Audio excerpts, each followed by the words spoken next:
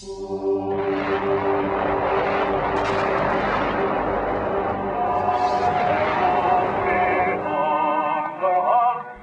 1914, Europe had been at peace for 40 years.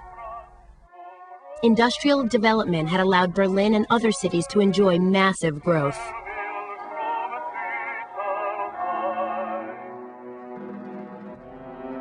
But economic rivalries, imperial competition, and rising nationalism were spreading across the continent, and militarism, the glorification of the military, was growing. The great powers expanded their armies and navies. The result was an arms race that only aggravated the mistrust countries felt toward one another.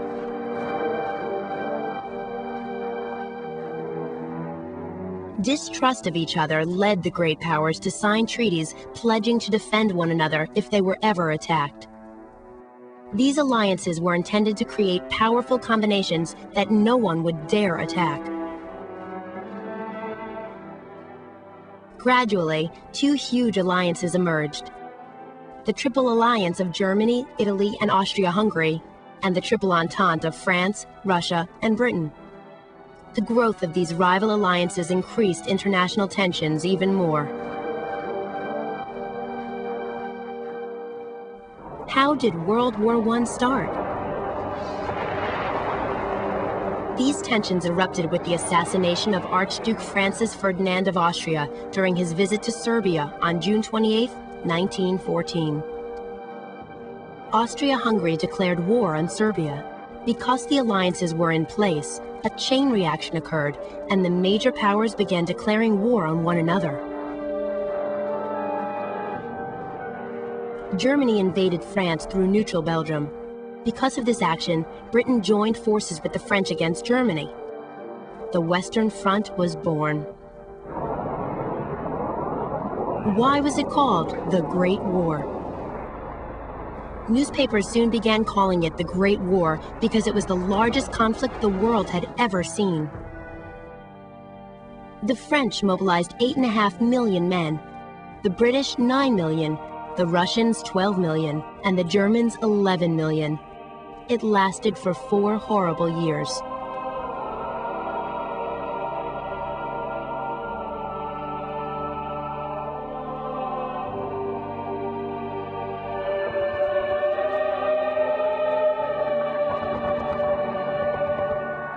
When the war started, people were full of enthusiasm and patriotism.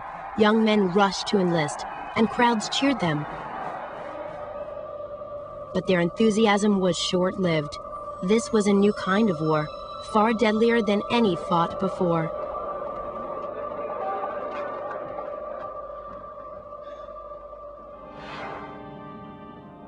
On the Western Front, the warring armies made a vast system of trenches stretching from Switzerland to the English Channel. Between the enemy lines was no man's land, an empty stretch of ground filled with bomb craters and barbed wire where no soldier could survive. How did technology change the war? Military tactics had not changed for 100 years, but weapons had made the leap into the 20th century. There were new inventions like machine guns that could fire hundreds of bullets in a minute. Now a single defender could wipe out a whole troop of oncoming soldiers. Artillery could bomb enemy encampments from miles away. The new factories back home could pump out new weapons at an unheard-of rate. And now science, previously seen as a sign of progress, was used for killing. Chemical warfare was also put into use. Poison gas, capable of blinding or even killing, was now part of a soldier's arsenal.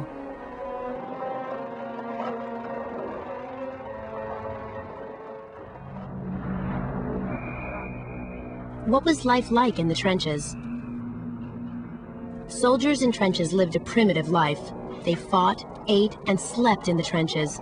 There was no proper sanitation.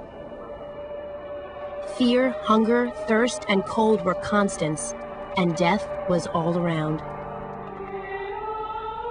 The huge losses of life and the prolonged nature of the war had a profound effect on the soldiers and the people back home.